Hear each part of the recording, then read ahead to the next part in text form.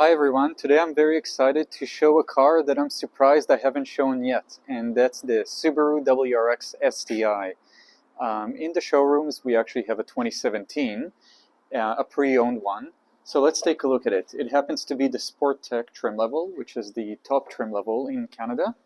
Let's have a look at it. It's this one right here, this white beauty, and I showed this one in another video when I was showcasing this new WRX, and a few of you mentioned that you wanted to see the STi, so here it is. Now this one has the wing as well. I'll get to a better angle here.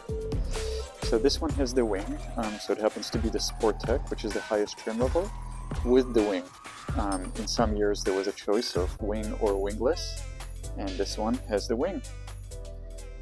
So as you can see with the badging here, it's the STi.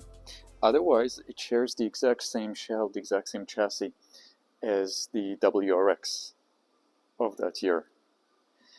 This body style ran from 2015 to 2021, so they've been making them at this body style for about 6 years.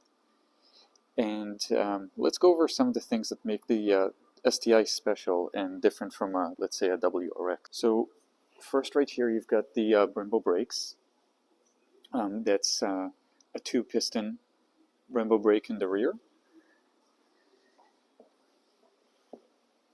and a 6-piston caliper in the front. Now in later years they also got the drilled rotors, but this is still a Brembo setup.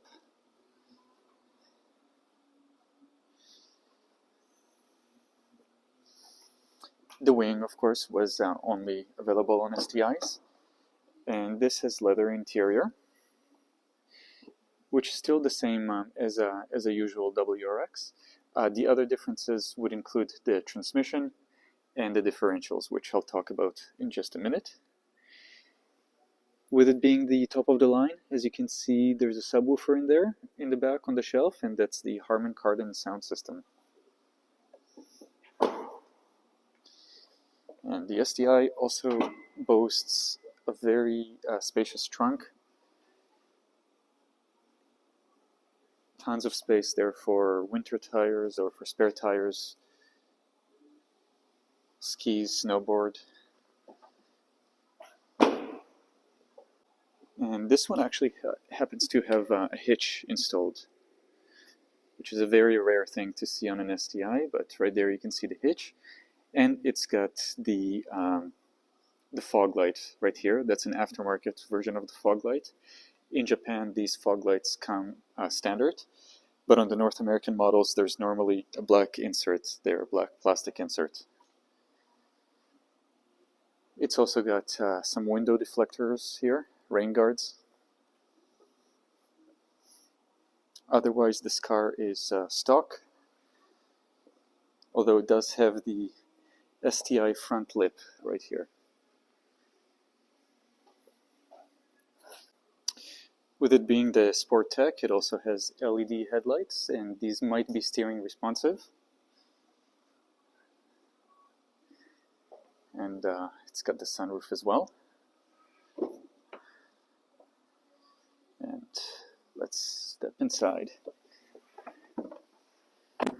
Alright, so inside here I can speak a little louder, and as you can see, you have a very nice interior, not luxurious by any means really, but very well put together and quite sporty. So you'll see the seats here have the nice STi lettering right here embossed, and these seats hug you quite a bit. Of course, over the years, these types of seats, the performance seats, have gone a long ways and have become more and more aggressive in newer cars.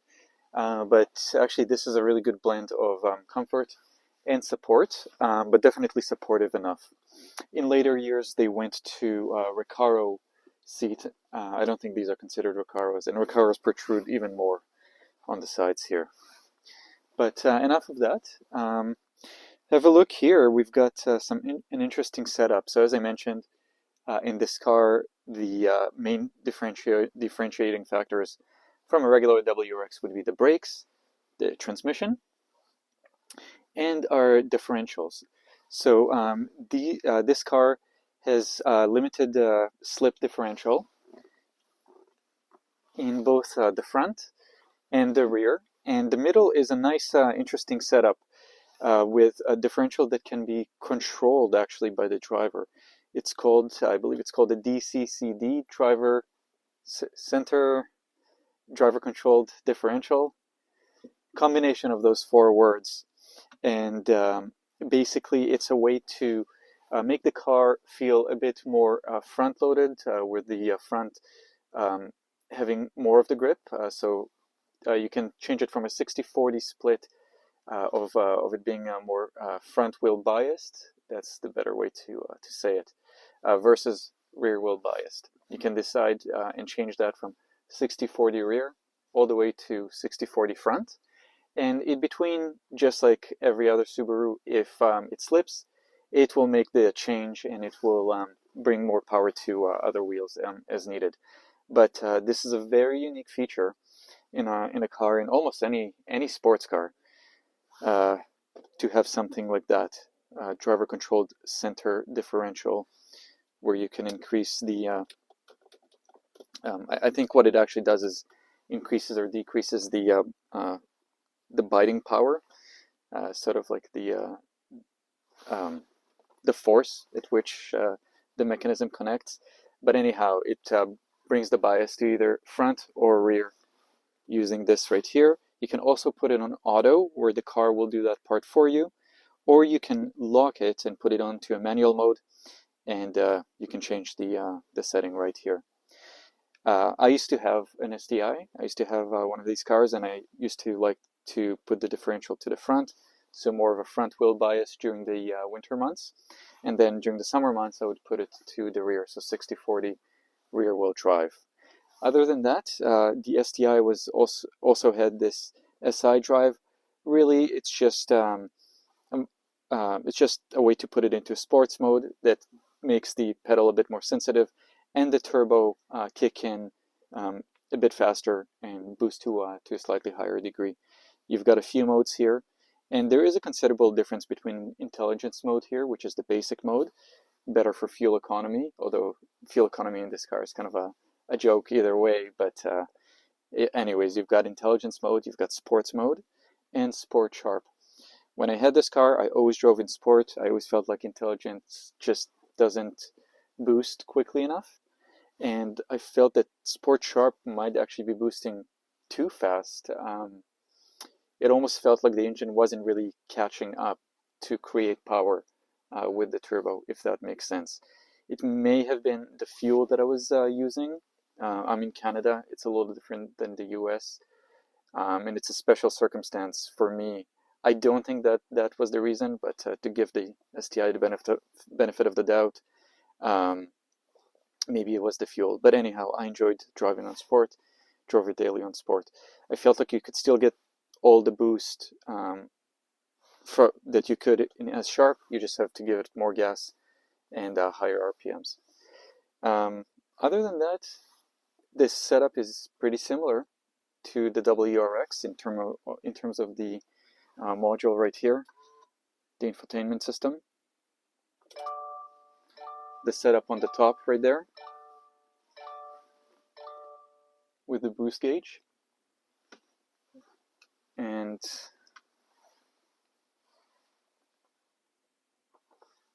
the dash right here. You'll find the STi reminders all over this car. You've got one here. Sorry, let me try to angle. Right here, STi, STi. There's lots of different markers. STi also is the only one that came with that red top. WRX has had a gray top right here. And this clutch and this shifter is just a pleasure to use. Compared to my WRX, for example, this right here feels like about half the throw. In a sense, it's easier to drive. STIs are actually fairly difficult to drive in as they are. but compared to the transmission of a WRX, and WRXs and Subarus in general sometimes are a little more difficult in manual transmission, driving all four wheels, especially so WRXs and STIs. But in a sense, STIs give you a shorter shift and a little bit more crisp. You kind of know where you are within the gears, and it's almost a little easier to engage. But you still have to give it gas to get the whole system going and all four wheels. So in that sense, it's harder than some other cars, other types of cars.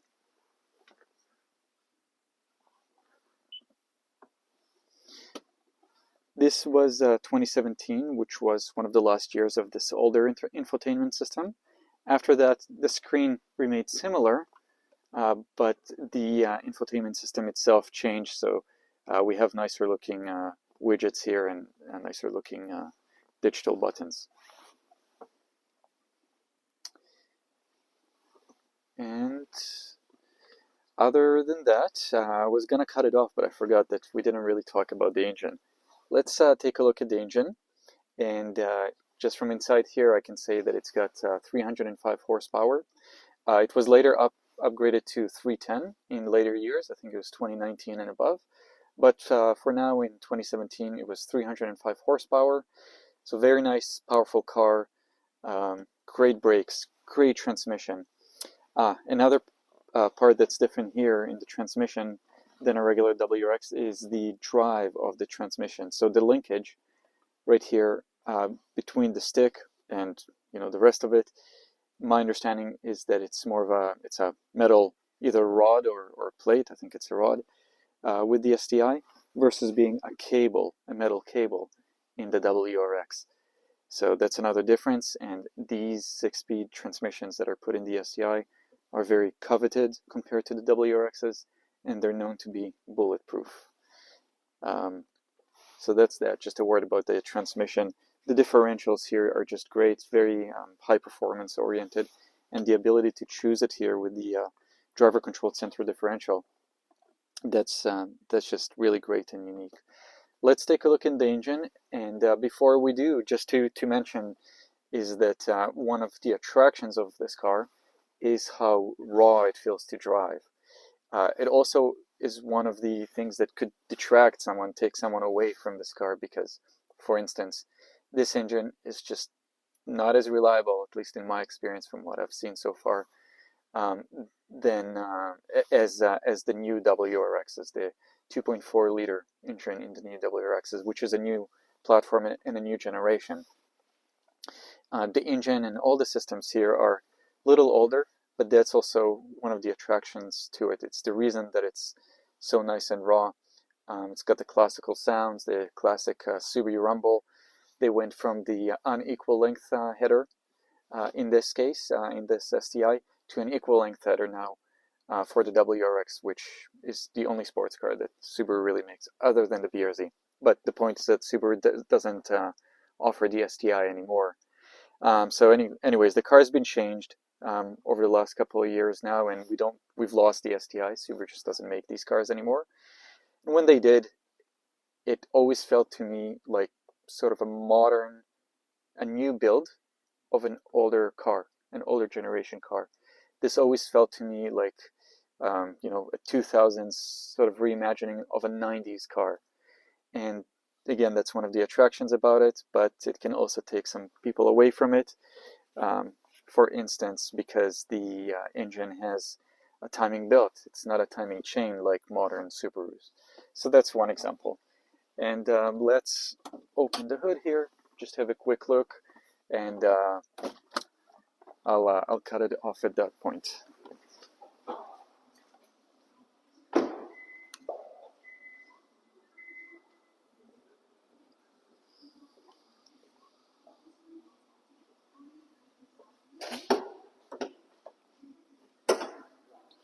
Alright, so that's our engine.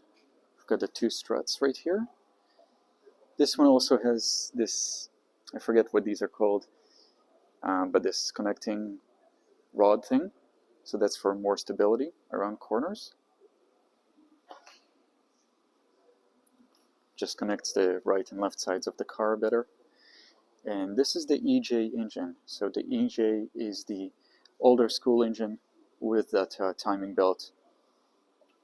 But a beautiful build with this metal cover with the red paint here. So that's how they came stock, and that's a really beautiful look. So you can see that that's a nice old school engine on the WRX STi. So if there's anything that I didn't go over, or any insight that you can give, or any questions, just leave it in the comments. And thanks for watching again. Cheers.